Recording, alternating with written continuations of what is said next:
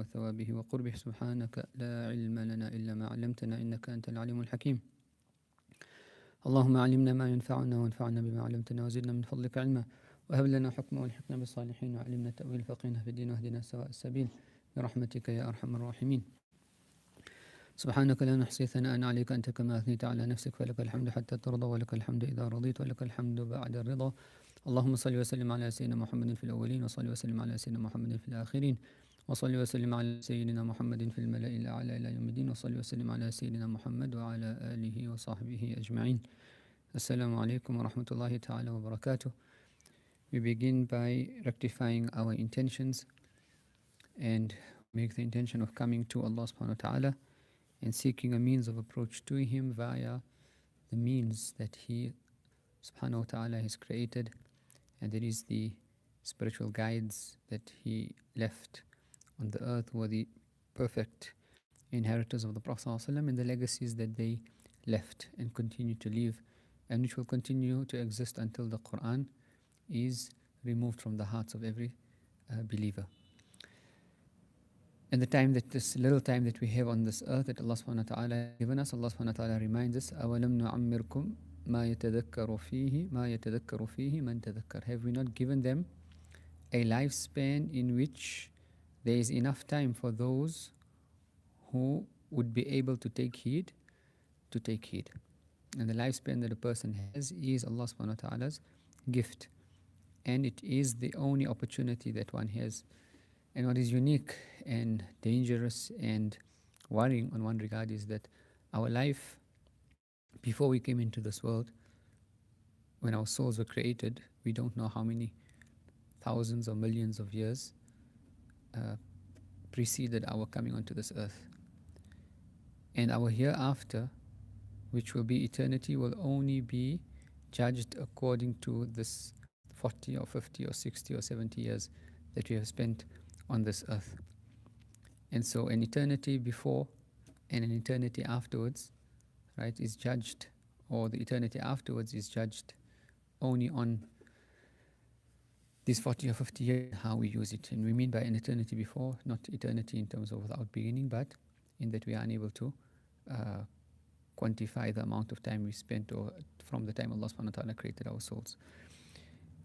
With regards to the approach to Allah subhanahu wa ta'ala, we find that these books, and the book that we are reading, The Secrets of Those Drawn Near, or the elucidation of the sciences of the secrets of the Muqarrabeen, this has to become, and this is the butter, the bread and butter in the homes of the pious. And these concepts which we read are not supposed to just come where we come across it once a week, but these concepts have to be ingrained in upon children in a home, in a family, and people need to remind themselves constantly about these concepts until it becomes second nature to people, so that it is not just an individual, but it is an entire society that is now operating on these qawaid or these foundations.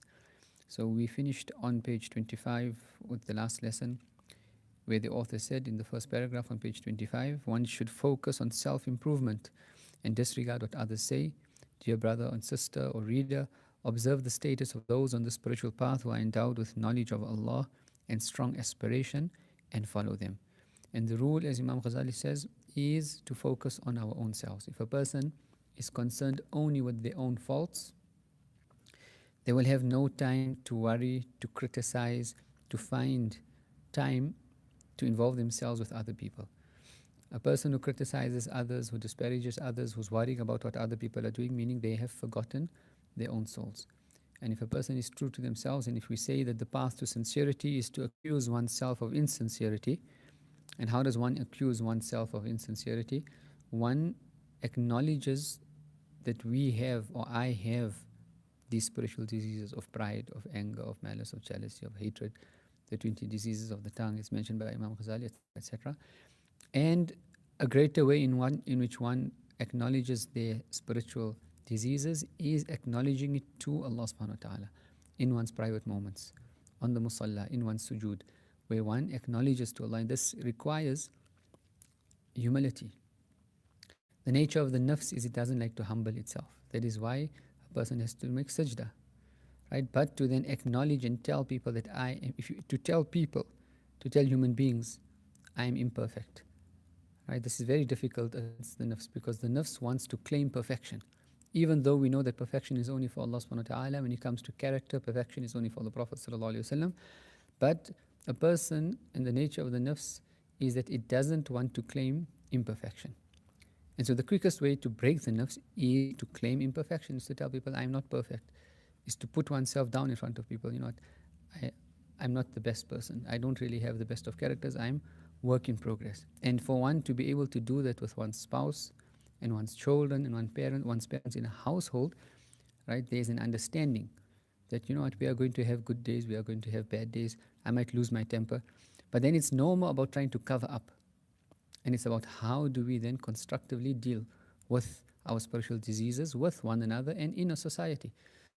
And we spoke about this before. So, for example, a spouse can tell their fellow spouse, a husband can tell tell his wife, or the wife can tell her husband that if they are given to anger, how to deal with me, how best do I deal, or how to deal with me when I'm angry. When I'm angry, don't reply. Wait for me to cool down. Or when I'm angry, just leave the room. And there has to be a discussion. But there can only be that discussion if there is acknowledgement that we have this disease of being quick to anger. But likewise, all the other diseases. And a greater way of acknowledging one's spiritual diseases is to acknowledge them, even though Allah is all-knowing, but to acknowledge them to Allah subhanahu wa ta'ala in one's private moments with Allah subhanahu wa ta'ala. Because this is being real with Allah subhanahu wa ta'ala. If the nature of the nafs is that it wants to claim perfection, then it doesn't want to admit its faults. And the foolishness of the nafs is that it thinks that if it doesn't admit its faults, then somehow Allah does not know of its faults. Like the ostrich that buries its head in the ground, thinking that no one can see it. But when one becomes real, or one deals in a real with Allah subhanahu wa ta'ala, and they acknowledge their faults, and in their private moments, they say, Ya Allah, I have pride in my heart. Allah, this happened today, and I manifested pride, or there's pride in my heart, and this happened today. I got angry with my wife, I got angry with my children, and these words came off my tongue. Ya Allah, you are aware of the spiritual diseases of my heart. And one goes into a conversation with Allah, complaining on the one hand, acknowledging in the other hand, but inevitably, what will it lead to? It will lead to seeking the assistance of Allah subhanahu wa ta'ala to remove those qualities from a person. And now a person has stepped on the proper foundation of spiritual purification, knowing that it's not one's own self that can do anything, but only Allah subhanahu wa ta'ala that can assist a person. And this claim to perfection is something that the nafs enjoys. And so even if a person is praised with regards to a certain quality or trait or deed that they didn't do, they still would like to be known for it. But can we put ourselves down, and if a person praises us and says, oh, mashallah, this person is such, and depending on the situation, the time, the place, right, to step over, this is an incorrect view of people have. May Allah reward people for their good opinion, but Allah knows best about the states of our hearts. And so therefore, when the pious were praised, what would they say, right? They would say, Allahumma La tu'akhidhni bima yaqulun. Allah, do not take me to account for what they are saying. Meaning, they have a good opinion about me, but they know only the outer. You know the inner. Allahumma la tu'akhidhni bima yaqulun. Waghfir li ma la ya'lamun. And forgive me those things which they do not know about. Meaning, right, the sins that we commit between us and Allah subhanahu wa ta'ala. So Allah, do not take me to account for what they are saying. Forgive me for those things which they do not know. وَاجْعَلْ لِي خَيْرًا مِمَّا يَظُنُّونَ. And make me better than the opinion that they have about me. This is one's request to Allah subhanahu wa ta'ala. If people have this opinion about us, then we should strive to make that opinion that they have about us a reality. And every one of us wears masks. Every single one of us wears masks. And we meet people with masks. And in the spiritual path, they would say the first step and the first footing on the foundation of the spiritual path is that one has to remove their mask. Meaning, your inner and your outer have to be exactly the same. They would say if a person's inner state was put onto a tray and displayed into the marketplace, then one would not feel shy for anything that is displayed on that tray. Meaning, one's inner and outer has to become equal. There's nothing that we do, right, which we would dislike people finding about. But the nature and reality of the situation is we all have things that we do in private which we don't want people to find about. We fall into sin, etc., etc. And this is the spiritual path. Is how do we then develop to cut this down, or when we fall, how do we return back to Allah subhanahu wa taala to try and be real with Him, right, and gain this equilibrium in our inner and outer states.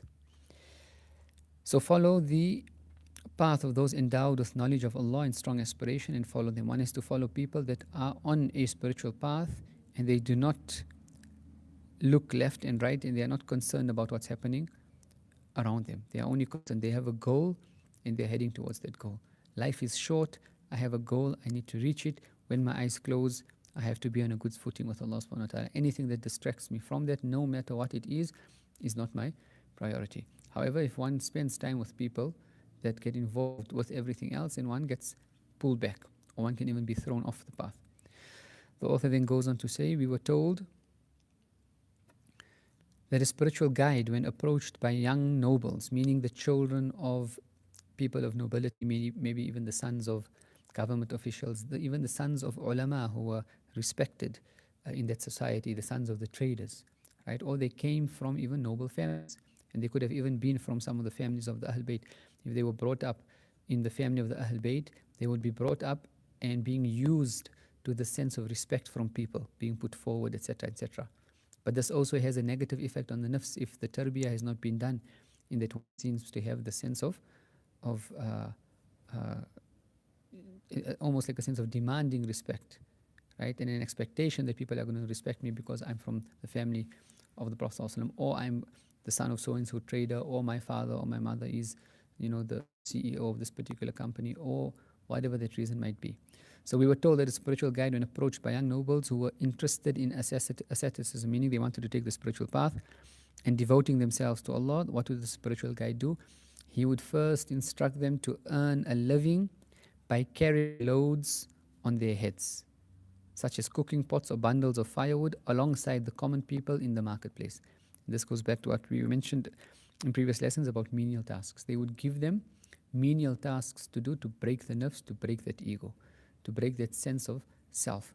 And so it instructs them to earn a living by carrying loads on their heads, meaning go to the marketplace, carry goods on your head, right? Cooking pots, bundles of firewood, help the elderly carry the goods of this particular person.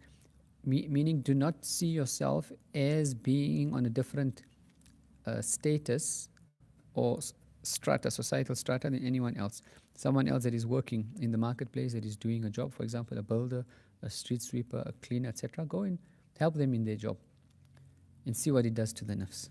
Because the thing that prevents us from doing these menial tasks is the essence of where the pride is, and that actually needs to be broken. So the Shaykh would actually advise them, and in some instances instruct them, and in some instances prevent them and saying, you will not be able to come for my lesson, you will not be able to come and study under me until you actually do this, right? Alongside the common people in the marketplace. The Shaykh would instruct them to adhere to this practice for a period of time, saying, and he used to be honest with them, my sons, your proud selves are not fit for the divine until they have been purified through such work. Meaning your heart and your soul is not fit for the divine court. It is polluted with the sense of self, with the sense of expecting respect from people, right? And these unsaid claims that we are better than other people. And such a heart can never be fit for the divine court. And obviously every person has to perform their salah because it is an obligation. But there is a difference in a person that brings a pure receptacle, right? That brings a pure heart, that brings a purified heart, a heart that has been made effort on, in which the spiritual diseases are being worked on and being rid of and being polished. So my sons, your proud selves are not fit for the divine until they have been purified through such work. Your lower selves will be reformed by these means in a way that would not be reformed by supererogatory acts of worship. And this again is a golden rule, and it should be written in gold, right? That these menial tasks is the way to purify the soul. So people complain and they say, I don't have an emotional connection with Allah subhanahu wa ta'ala, or the Prophet ﷺ, and I don't know where I'm going off the path. Or I'm trying to connect for so long, but I don't feel anything in my ibadah, I don't feel anything in my dhikr, I don't feel anything. I'm doing all the spiritual actions, but I'm dry. And what is the reason for that? The reason is the priorities are not in order, right?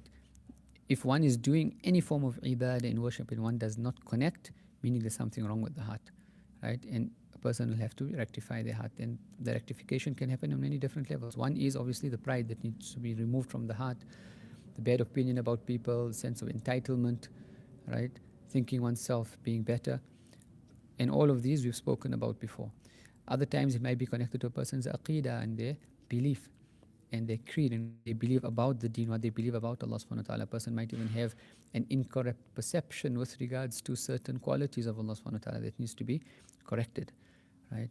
And sometimes a person might have a pure heart and they might, but they're just distracted as well. Meaning they only come and they do their ibadah of Allah subhanahu wa ta'ala in their time. Meaning when they want Allah, then they do ibadah. But when they have what they need, then they forget Allah subhanahu wa ta'ala. And also Allah will test these people that if you only come to Allah when you need something, then when you want something from Allah subhanahu wa ta'ala, then if He has a guiding sense of care for you, then He won't give you these things, right? Because He wants to teach you that, as Allah subhanahu wa ta'ala says, in times of prosperity and in times of difficulty. Those who spend in times of prosperity and in times of straightness or difficulty. And so the hadith of the hadith al-Qudsi, Allah subhanahu wa ta'ala mentions in the hadith al-Qudsi that become or fear me or approach me in times of prosperity and I will remember you in times of adversity, right? And the nature of life is that everyone goes through difficult times, tribulations in their own selves, in the society and in the ummah at large. But if we are true to Allah in times of prosperity, then Allah will never forget us when creation is put to these trials. So your lower selves will be reformed by these means in a way that they would not be reformed by supererogatory acts of worship. The path to Allah is not about ibadah.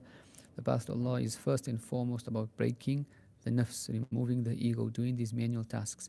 And doing these manual tasks is not also for the rest of one's life. It's until one learns that they are not better than anyone else. But a person might have to still test themselves from time to time, and after many, many years still go back and do some menial tasks just to remind their nafs about this reality. But how long until they are purified, this differs from person to person. One person might need to endeavor, but just to get the nafs to do some menial tasks can take sometimes months and sometimes years.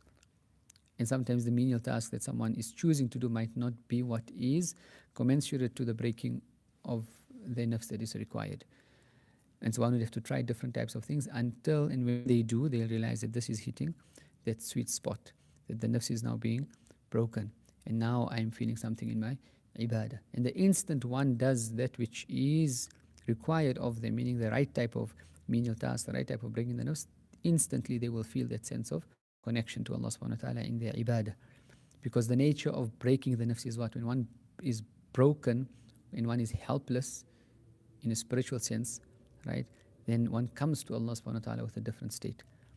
There's a difference if someone comes, right, in a state of entitlement, claiming, even one might make dua to Allah subhanahu wa ta'ala, but one makes dua in the sense that they are entitled to something. And there's a difference when one comes with a completely broken state, that they have nothing, that they are nothing, right? And that we've lost the way, that we don't even know, to a point where a person will even want to question their own logic and their own way of thinking, that do I even understand myself and life properly? Are my own worldviews, is my own neurological pathways, operate correctly? Is my view of Allah, is my view of the world, is the view of my family, is the view of myself even correct? A person starts questioning, and then one loses oneself totally and gives oneself up to Allah subhanahu wa ta'ala, and then Allah builds you up from scratch, right? And if we allow Allah to build us up from scratch, then Allah's building is solid and the foundation is sound. And so we have to break ourselves, hand ourselves over to Allah and say, Allah, you fix what I have broken, or you fix what I have corrupted. Then we come to Allah with broken pieces, and our expectation is that Allah will then start putting those pieces back together again, because He knows best how to reconstruct those pieces. So if you desire, and he would tell, the spiritual guide would still tell these students, the notables, if you desire the spiritual path, you must undertake these tasks that put you in clear servitude, in ubudiyah, in service, in this menial tasks, because your lower selves are mighty and difficult and accustomed to elevation and prestige. right? The lower selves are mighty and difficult. They see themselves as being better. They are accustomed to entitlement. They're accustomed to seeing themselves as being better than people. And that is why for someone who is brought up in the lap of luxury and is brought up in the lap of fame, right, or wealth and status, etc., it's more difficult for these people to take the spiritual path if they have reached that before having been broken. Now, for a person to come down on that high horse, right, and then come, and we spoke about the story of the similar when that scholar that came to the sheikh and he was put into the van, and this is what's required. A person has to give up this false image that they've created about themselves, right, to find being real. And Allah subhanahu wa ta'ala, when He sees sincerity sometimes, then He will allow this tarbiyah and this training for a person to happen in a way in which they don't lose that status and they don't lose that prestige if they're doing the right work.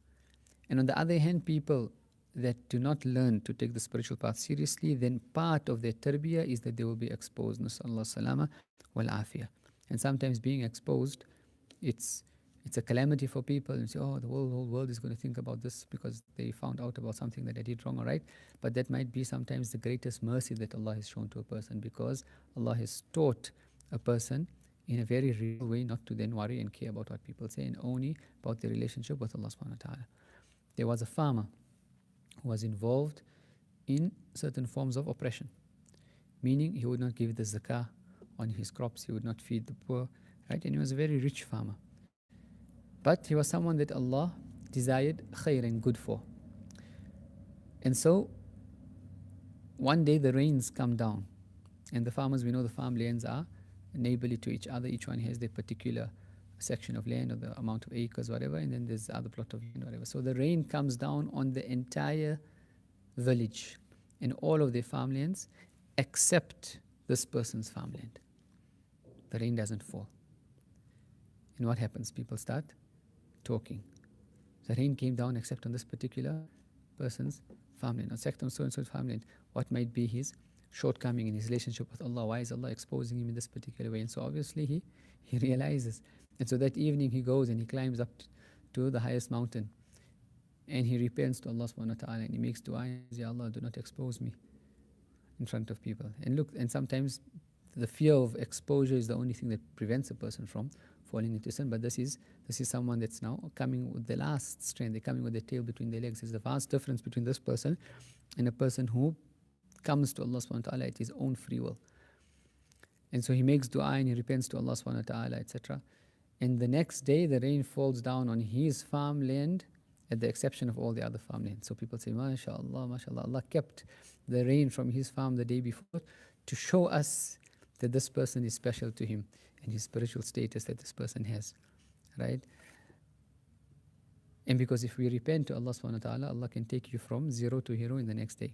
Even the carrier, the one who carried tails in the time of Musa alayhi salam, and Allah subhanahu wa ta'ala revealed to Musa alayhi salam when they were making dua for rain that, O Musa, there is amongst your people a namam, someone who carries tails, and we will not send down the rain as long as this person is amongst you and this person is not repentant. So Musa alayhi salam comes, he exhorts the people, and this person starts thinking and realizing, oh my word, I'm going to be exposed. Allah subhanahu wa ta'ala has mentioned to Musa alayhi salam that there is one who carries tails in this gathering, in the community, and I am the reason for the rain being prevented from coming down, and I'm going to be exposed. And so he makes tawbah and he turns back to Allah subhanahu wa ta'ala. And so Allah subhanahu wa ta'ala then causes the rain to fall down. Musa alayhi salam then asks Allah subhanahu wa ta'ala, who is the servant that on account of him you prevented the rains, and then on account of him you caused the rains to fall down? Meaning he was the biggest sinner, but now because of his repentance, rain falls down. He's now become the biggest saint, right? And then Musa alayhi salam wants to know who it is. And Allah subhanahu wa ta'ala tells Musa alayhi salam, I did not expose him when he was a sinner. Do you want me to expose him now that he has repented? Right? And so when we turn back to Allah subhanahu wa ta'ala, and when Allah sees sincerity in us, right, Allah then clears everything and He lifts you up to the highest levels. So if you desire the spiritual path, you must undertake these tasks that put you in clear servitude, the ubudiyah, and think of oneself back in the days when one was a slave. How were slaves treated? What was the relationship between the slave and the master? Right? And put myself in that particular position. If I was a slave of another human being, what would I do? What would be my way of living? What right would I have to have an opinion, right, in the presence of my master? What right would I have to even do or say? The slave was owned by the master, right? They didn't have any rights whatsoever. They couldn't talk unless they were given permission. They couldn't leave unless they were given permission. This is the relationship of a slave. Do we have that relationship with Allah subhanahu wa ta'ala? Or do we still internally have this fight and battle where we question Allah subhanahu wa ta'ala? Right? So one has to learn this servitude, because your lower selves are mighty and difficult, accustomed to elevation and prestige. Acts of obedience will not impact them, meaning impact the heart and the soul, until they are humbled and broken. And again, this paragraph here is a foundational rule and a foundation of the spiritual path. A person, even if they take a screenshot of this and keep it on their phone as a wallpaper, as a screensaver, print it out, put it on stick it up on the walls in the house, right? Stick it up. These are the types of things that should be put on the notice boards of the masajid and the notice boards of our institutes and places of worship. And in Ramadan, when people are want to be given to lots of forms of ibadah and worship, right? And we all, even our sense of ibadah and worship, but do we have the sense of wanting to worship Allah subhanahu wa ta'ala because we think that we want to get somewhere on the spiritual path? And that getting somewhere on the spiritual path also sometimes has the sense of wanting to be better than people. The worst form of pride, as the author mentioned earlier, right, is to use the spiritual practices of the path and ibadah and worship as a sense of superiority over other people. Because just as one can vie for status in worldly things, one can vie for status in spiritual things, in the spiritual path, right, in religion as well. And so there is no fleeing, or there is no escape from the stratagems of the nafs and the ego except by breaking it.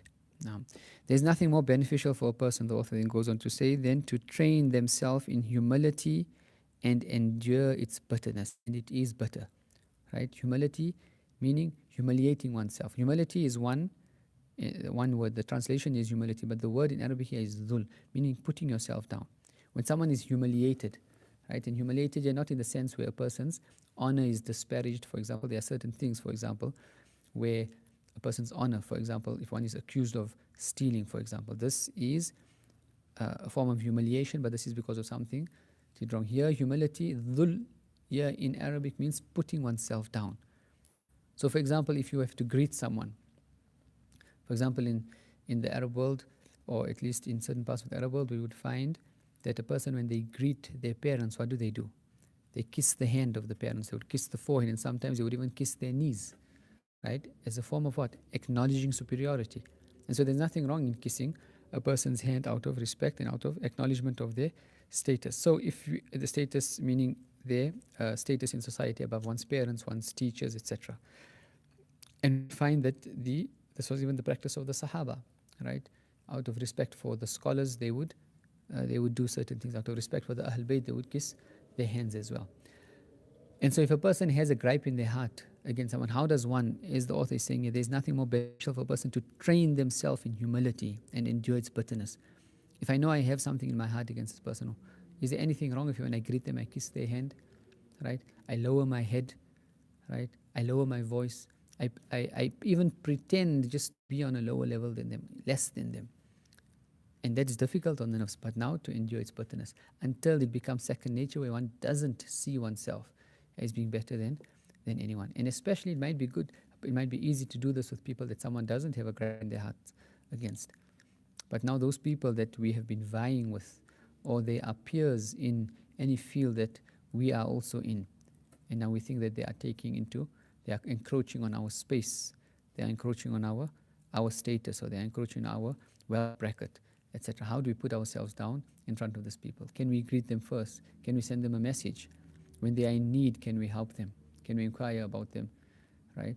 And this is that bitterness. And bitterness, this pill of bitterness that is swallowed, then when a person has continuously swallowed this bitter pill, it then turns into honey, where one then actually starts to find sweetness in those things which break the nafs, because they know that this is something that Allah subhanahu wa ta'ala loves. So there's nothing more beneficial for a person than to train themselves in humility, right? Humble, putting themselves down, and to endure its bitterness. Can we do this with our spouses? Can we do this with our children, with our parents, with our neighbors? Putting oneself down. And one of the greatest ways one can put oneself down is to apologize and say, I was wrong. To apologize and say, I was wrong, even if one was not at fault and one wasn't the one doing, or one wasn't the cause of that wrongness. Meaning someone else wronged you, but to still go and tell a person, you know what, I'm sorry, I was wrong. Can you forgive me? So one of the best ways to put oneself down is to apologize and to seek forgiveness from people. And we should, and in the Arab world, we find this even with people, it's on their tongues all the time. Samihna li taqsir. Please forgive us for any shortcomings. Right? Whenever someone come and visit, they won't leave the house except please forgive us for any shortcomings, conceal any of the faults. Ustur ma ra'ait. So they'll say, forgive us for any shortcomings, conceal any faults that you've seen within us. And it's very humble to actually do that. Even for someone to say, you know, when you're writing a book or you're teaching, and to say, Allahu A'lam, that a person might have revised a matter or they might have revised a certain mas'ala over and over and over and over again. And they know that this is the correct opinion. And there's unanimity amongst the scholars, but then to say, but Allah knows best. To give that acknowledgement that, you know what any good and khair is from Allah subhanahu wa ta'ala and any evil is from myself. Right? Accusing the nafs constantly of insincerity. So humility is an inherent and undeniable reality of the human condition. And the term humility meaning dhul, meaning this being in a state of helplessness, right? And humility might not be the correct word here to translate it in this dhul, because there's humility, right, which is tawadu. And tawadu here is the humbleness which a person has in their demeanor. But here the author is speaking about this, the despicable condition of the human nature. We are weak when one is sick, and what he means here is the human condition when one is sick, right? When one cannot walk, when one is in, for example, when you see someone in the end of their life, right? What is the human condition of a person at the end of their life where they can't eat, they even need to be cleaned, right? That is that same human being, that same human being throughout the rest of our lives. It is a despicable condition. The human condition is a despicable condition. It's not, and it is foolish to claim any sort of pride or prestige for the human condition. And so this state that human beings are in, this broken state, is inherent and undeniable reality of the human condition. Ali Zain al-Abidin ibn al-Husayn radiallahu ta'ala anhu would say, and we know the story of Ali Zain al-Abidin, who was the son of Sayyidina Hussein, and he was the only survivor of the Battle of Karbala. Right, there were 72 of the companions of Sayyidina Hussein, right, the best of people that existed on the face of the earth, at that time, were martyred in the Battle of Karbala. 20 to 25 of them from the Ahl Bayt of the Prophet ﷺ, the children of Sayyidina Ali, the cousins of Sayyidina Hassan and Hussein, etc. Sayyidina Ali Zain al-Abidin, he was about, some narrations say, 18 years old on the Battle of Karbala. And he didn't partake of the battle because he was extremely ill. He couldn't even stand.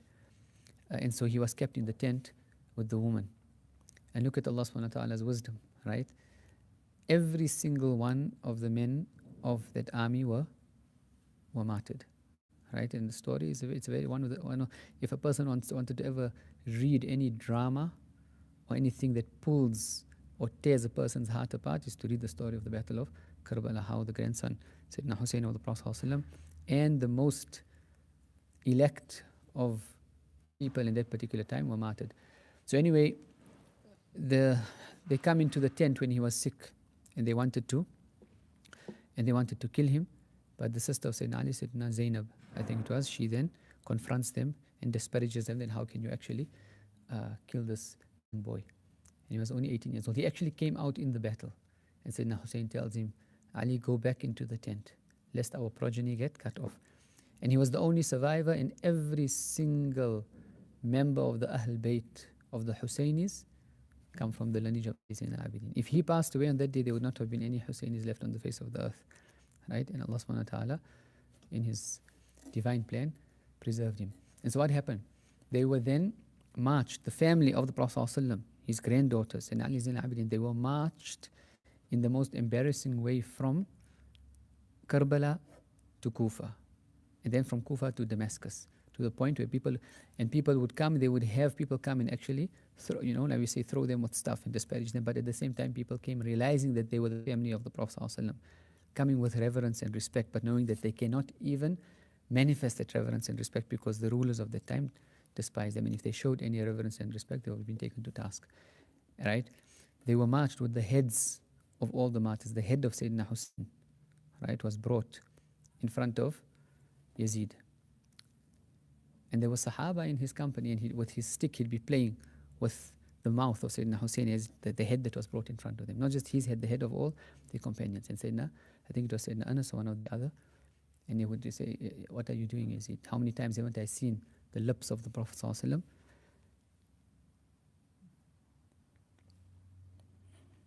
kiss these lips? No. And so Ali Zain al-Abidin lived the rest of his life in Medina, a very humble lifestyle. And he was disparaged. The rulers of the time kept him sort of under house arrest.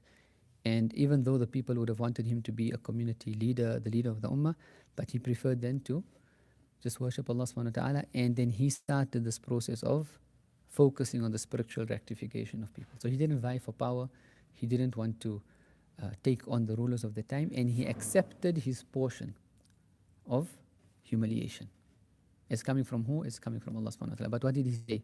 He said, I would not train my share of humiliation for the finest camels. Because he knew, right, that humiliation in this world for the people of Allah subhanahu wa ta'ala is izzah and rif'ah in the eyes of Allah subhanahu wa ta'ala. And so when Sayyidina Hussein, when his head fell on the day of Karbala, in the world's eyes and in the enemy's eyes, this was humiliation. But in the spiritual realm and in the eyes of Allah subhanahu wa ta'ala, he had reached the highest ranks. And they were not worried about what people think about them. And this is the whole idea of putting ourselves down. When we put ourselves down, in the eyes of people, Allah subhanahu wa ta'ala raises us up in his eyes. Now, so Ali Zain al-Abidin, may Allah subhanahu wa ta'ala be pleased with him, said, I would not trade my share of humility for the finest of camels. And Ali ibn Abi Talib radiallahu ta'ala has remarked, endure the bitterness, for I have not tasted anything with a sweeter outcome and more delightful result. Meaning the bitterness of putting oneself down. Just being patient, of not wanting to be anything. And patient. Why? Is because then one gains status and rank with Allah subhanahu wa ta'ala. Right? And to the extent that a person puts themselves down in the eyes of people, that is the extent that Allah subhanahu wa ta'ala will raise a person. And to the extent that a person puts oneself down in their private moments with Allah subhanahu wa ta'ala, that is the extent to which Allah will raise one's opinion that people have of one in people's eyes, or raise a person's status in the eyes of people. And so everything works in a balance, even with status. Right? The people of Allah subhanahu wa ta'ala would, if we say, Imam Ghazali says, there's not a single portion of dunya that a person engages in this world except that a portion of their hereafter is taken away. So in status as well. The awliya would run away from status, because they would say, if I'm getting status in this world, then it means I don't have status in the hereafter with Allah subhanahu wa ta'ala. The Sahaba, when the lands were opened up and conquered, they would be afraid, and they would say, we are afraid that Allah subhanahu wa ta'ala is giving us our reward in this dunya before the hereafter. The Sahaba that passed away in Badr and Uhud, right? They lived the hard life. They didn't get to see the conquest. They didn't get to eat the nice foods that the Levant had to offer in Damascus and the meadows, and to see all these different types of wealth coming to the ummah. And so the Sahaba that lived to see those days would actually regard themselves as being on a lower status, that Allah kept us alive because we don't know, maybe He's testing us. Maybe our portion of the hereafter is going to be less. As for the transient aspects of human life, such as elevation in status and rank, these are baseless, and they resemble temporary dye that fades away. Someone dyes their hair to hide their grey, but what is the reality? You're still grey at the end of the day. And that is what status and prestige is. No matter what people say, the rank that they give you, right? Today they praise you, tomorrow they'll throw you in the garbage dump. But what is the reality? The reality is that status, and who is saying it? The only status that has any worth is the status in the eyes of Allah subhanahu wa ta'ala, and in the eyes of the Prophet sallallahu alaihi wasallam and the people of Allah subhanahu wa ta'ala. Therefore, even when the people of Allah subhanahu wa ta'ala praise someone for a good quality, or the Prophet praise someone, we knew this was an inherent trait in this person. It wasn't a facade. How many of us people praise us for certain things, but we know it's just a facade. Between us and Allah subhanahu wa ta'ala, we know the reality. So we don't take to account, and a person has to reach the stage where whether people praise you or they disparage you, doesn't mean the same thing. It doesn't mean anything. It means the same thing. If they praise you, if they disparage you, it doesn't make a difference. We still have to head on with the work that we are doing. So as for the transient aspects of human life, such as elevation in status and rank, these are baseless. They resemble temporary dye that fades away. Humility is a widely recognized virtue. So be aware, my astute brother or sister or reader, lest pride and false societal norms control you such that you stubbornly, or your stubborn lower self, incapacitates you from implementing what we have presented to you in this chapter, right? And the habits people adopt of venerating what is trivial and glorifying what is insignificant. People in the world, they give status and they give rank and they give importance to things which Allah subhanahu wa ta'ala has disparaged, right? Everything in this dunya except what is connected to Allah subhanahu wa ta'ala, right, is disparaged. And Allah has not cast a glance to the dunya after He created it. And the nature of shaitan is to embellish the dunya and everything about the dunya, right? So cars and cell phones and ways of dressing and what do you call it, fashion, food, everything that we are going about the dunya, social media and the image that we are creating, Instagram, Facebook, this, that, YouTube, whatever. What are we for? All of this is status and prestige and running after a mirage. When you get there, you realize it's actually nothing. And if a person reads even the biographies of some of these very, very famous people, right, and they reached fame, the height of fame in the world, right, and if you read their memoirs or if you listen to what they say, right, at the end of their lives, they despise this. After they've tasted it, they despise it, and they just want peace and quiet, right? Initially, the nafs wants, mashallah, attention. People want to know everything about it, but it wears them out after a while, right? It wears them out, and they just want peace. And what does it lead to? It leads to someone even committing suicide because they can't deal with it, and they can't deal with the dichotomy of having an image in people's eyes, and they know themselves that they are rotten on the inside. So they end up taking or they end up getting involved in substance abuse. They don't know how to deal with their issues and problems, right? And to some extent, those that are even caught up in status, right, especially the women amongst them, they're so caught up in how they appear. Then when they start getting old, what do they need to start doing? They need to start doing different sorts of operations and things just to preserve their age in people's eyes, right? And they'll spend large amounts of money on things which then disrupt their health, and some of them even, right, operations go wrong and end up doing worse than they did before. Yes, what does all that matter, right? What is Allah's view of us?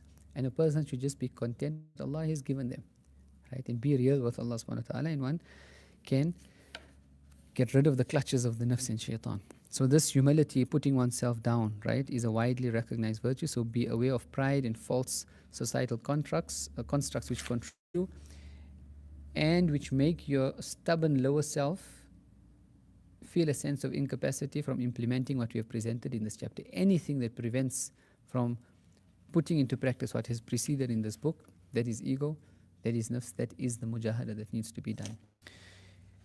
You then will miss out on your share of genuine virtue that endures and leads you to your master, right? The genuine elixir which fixes the heart up. And Allah subhanahu wa ta'ala is beyond what we can fathom, right? And when a person does this, everything that you gave up for His sake, He gives it back to you in infinite fold. And so if a person gave up status for the sake of Allah subhanahu wa ta'ala, Allah will grant them status, either in the world later, but then it doesn't matter and affect them anymore. They're not even worried about what people say. And greater than that, He gives them status in His eyes, in His divine court, and status with the awliya and status with the prophets, to the extent that, right, they would even be amazed at what Allah subhanahu wa ta'ala gave them. Because when a person thinks when you come to Allah with the state, imagine your own son. Remember that example we gave of the state of the dog. A person is there, when your son does something wrong, right, and he's done something wrong and he might have fallen into something, he comes and he repents and he says, Dad, please forgive me, I'm so, and you see him beating himself every day, right, for how many months and years calling himself to account, and he doesn't forgive himself, right, and he's just bashing himself day in, day out, bashing himself, meaning not physically, but you can see he's really remorseful, and he puts himself down and he really regrets. You as the father, what are you going to do, right? You will go yourself and lift him out of that situation, right? You will be the healing balm for this wound that he has inflicted upon himself. And then when you see that now he's no more concerned, you will then give him that, You'll put him back in that position, or you will give him more responsibilities. And Allah, in the same way, Allah is not out to get us. Allah doesn't want us to remain in that state. Allah just wants us to gain the spiritual, or what you call it, the experiential lesson of feeling that brokenness, realizing once you get it, then Allah lifts you out of it. So one will then miss out on one's share of genuine virtue that endures and leads one to their master. It will become difficult in your eyes to relinquish your perceived status, which is nothing but an illusion shared by many flawed individuals. If you are too weak and find yourself daunted by the fall of your supposed status, then look to those of higher stature than you, the rightly guided leaders who minimize their own importance, and this will encourage you to follow their path. As one of the people of Allah subhanahu wa ta'ala says, whoever sees status in himself has none. Even the Khalifa, Sayyidina Abu Bakr and Sayyidina Umar, they would go around. Sayyidina Abu Bakr would go around milking the sheep for the old woman. Sayyidina Umar would go around even to the ladies whose husbands had gone for jihad, saying, whoever needs me to write or even read the letters that have been come from the Mujahideen, I will read them. We know the story of Sayyidina Umar anhu, and he was married to the daughter of Sayyidina Ali. And he's doing the rounds one day. And on the outskirts of Medina, he comes across a tent. And when he inquires, this person is extremely upset. The husband of the tent is extremely upset. And he says, may Allah, and he starts speaking bad about Sayyidina Umar. He says, may Allah take account. He's supposed to be looking after his constituency. And here we are on the outskirts of Medina, hungry. We don't have anything. My wife is pregnant and she's about to give birth and we don't have anything. And Sayyidina Umar he's the one that he doesn't say, oh, I'm Umar and this and whatever. He goes home and he speaks to the daughter of Sayyidina Ali radiallahu anhu. And he tells her, the opportunity is now presented for great rewards in the eyes of Allah subhanahu wa ta'ala. Let's go. And so he gathers flour and he gathers types of food. And he takes his wife. And he tells his wife, go inside and look after the woman. And he puts the pot on the fire and he starts cooking the food. Right? And giving it to this person. And he's cooking the food and he's preparing, and now the wife gives birth. And so the wife comes out, Sayyidina Umar al-Khattab's wife, and she says, glad tidings, O Amir al-Mu'mineen, it is a boy, it is a girl, and this person, yes, he's Amir al-Mu'mineen. Right? And he's extremely flabbergasted, right? And he apologizes. And Sayyidina Umar he didn't see it as anything to come and help. This is natural. He could have sent any of his constituency to say, listen, there's someone there on the outskirts that need help, go take this to them. He went himself. Why? Because of this exact understanding, to put themselves down. Sayyidina Umar al-Khattab would sleep on a rock, right? Adilta fa'aminta fanimta. One of the emissaries comes from the non-Muslim lands to visit Sayyidina Umar. And obviously Sayyidina Umar had conquered. Islam had not spread in larger lands in the time of Sayyidina Umar than the time before. Right? He opened up many of the Islamic conquests took place at his end. So he was feared amongst the enemies. So an emissary, an envoy comes. And he's expecting pomp and glamour, and he's going to see Sayyidina Umar, because what they see in Rome and what they saw in Persia of how the kings would have this false sense, right? And if you want to understand this false sense of prestige, we see how the kings of the time, right, operated in red carpets and this and that, whatever. But what is their status with Allah subhanahu wa ta'ala? And so worldly status has absolutely nothing, has no weight in the eyes of Allah subhanahu wa ta'ala. And so he comes and he sees Sayyidina Umar sleeping on a rock outside, right? Under a tree or under. And then he realizes the realization comes, right? And then he looks at Sayyidina Umar and he says, Adilta fa'aminta fanimta. You were just, and so therefore you received security. Adilta fa'aminta, meaning when people are just, Allah subhanahu wa ta'ala allows safety and security and prosperity to thrive. Fanimta. And what does that bring? That brings peace of mind. Whereas he knows the kings of Persia and whatever, they don't even sleep. They're worried about even the people around them stabbing them in the back, right? And being betrayed, etc. Adilta fa'aminta fanimta. Naam. And so whoever sees status in himself has absolutely no status at all. The author then goes on to say, no, dear brother or sister or reader, that nothing is more beneficial for you than to reduce the importance that you place on status and rank. Reduce the importance that you place of wanting to seek status and rank in people's eyes. And what is the meaning of hubbul jah? What is the meaning of status?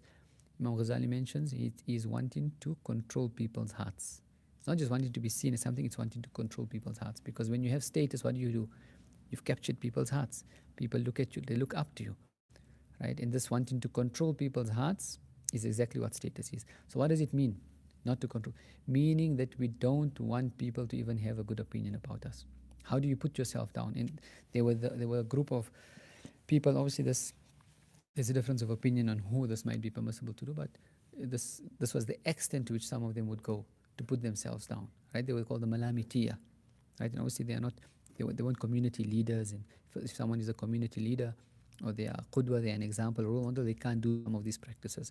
But what would one of them do just to put themselves down, just to allow their nafs to taste this humiliation, right? So he would take a wine bottle, or he would take, I would say, a beer bottle, right?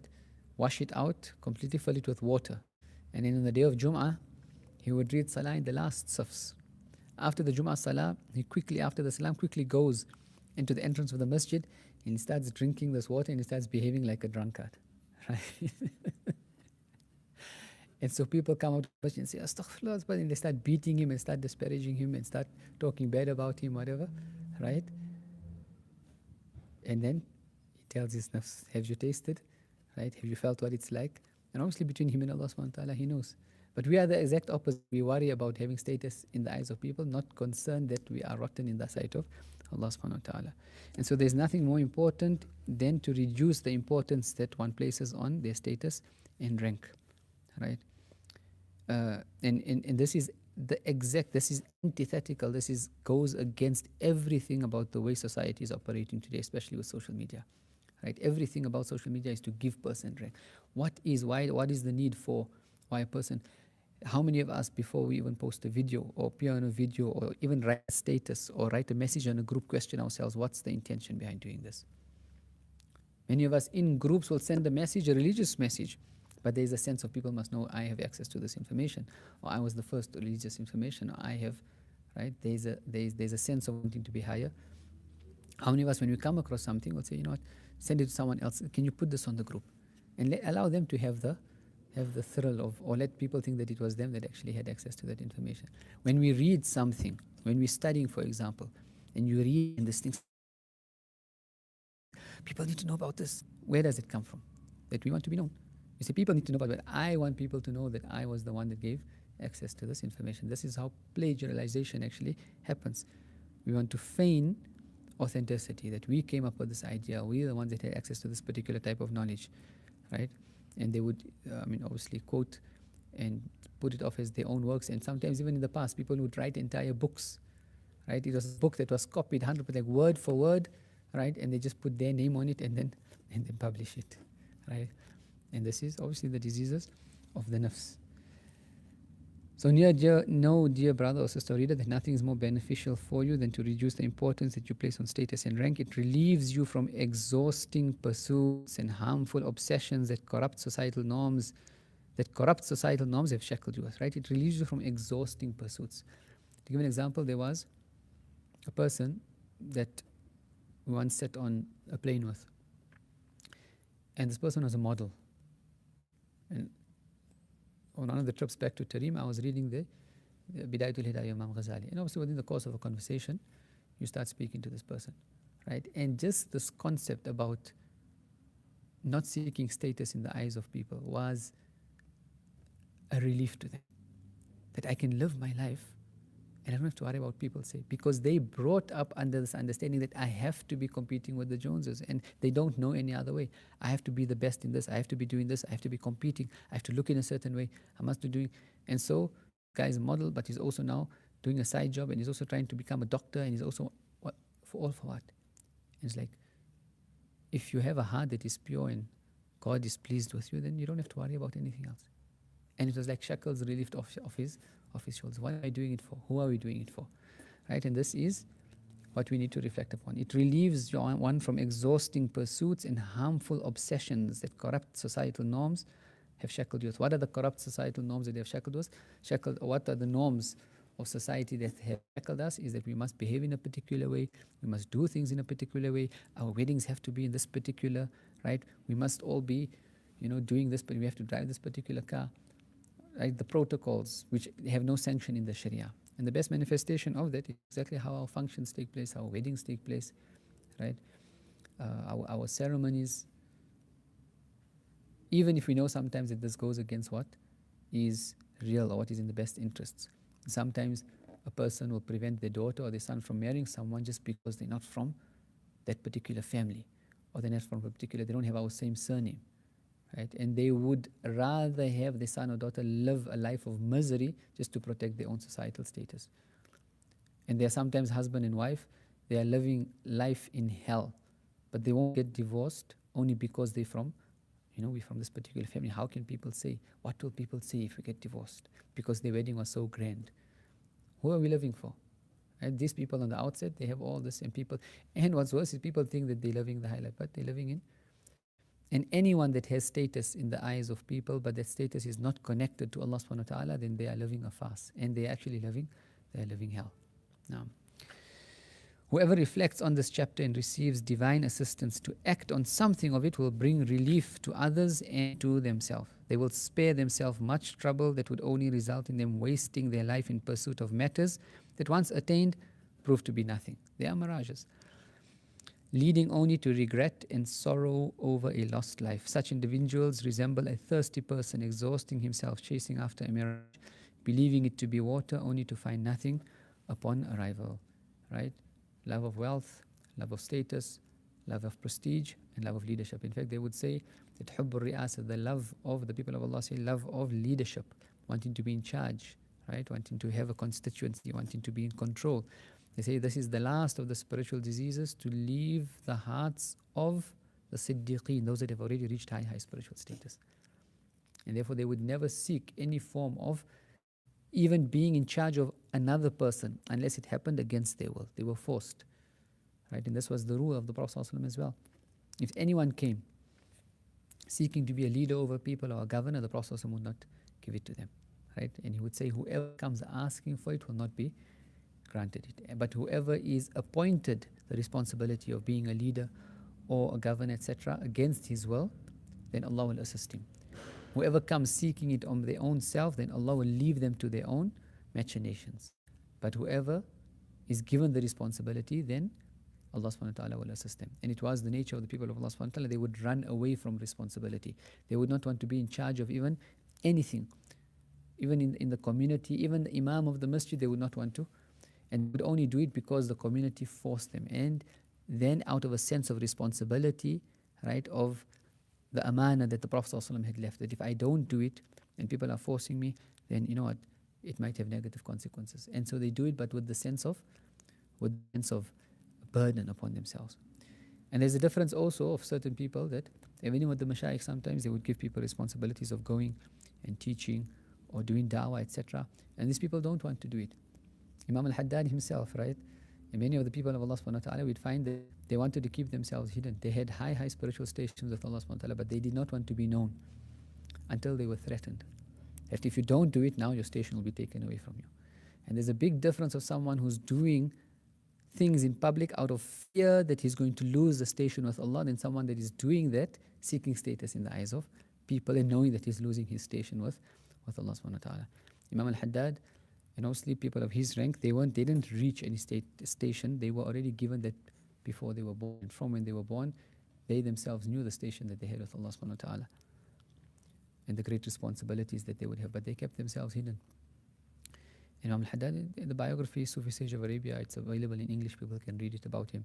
He would keep himself, and he went into the Masjid al-Hujayrah for 17 years he sat in Khalwa.